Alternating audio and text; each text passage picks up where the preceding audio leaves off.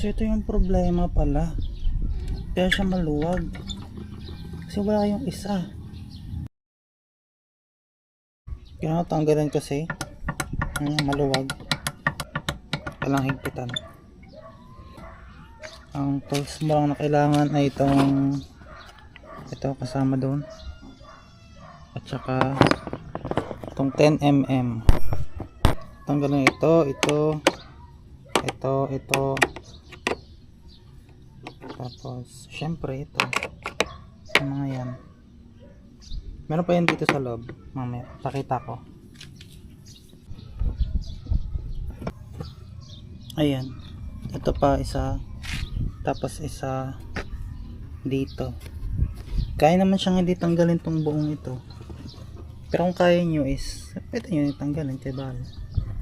So ito yung problema pala, kaya siya maluwag kasi wala yung isa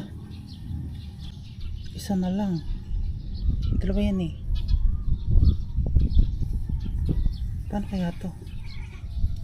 So wala akong makikita stock doon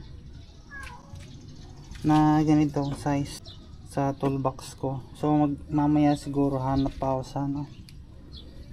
sa DIY, pero pwede na muna to, sinikipan ko na lang. Ay, wala na yung ingay. Ayan, wala na yung ingay, so pwede na muna yan. So next time na bubuksan to is lilinisin ko na din. So ang dami ng gabok. Ayan, ibabalik na natin.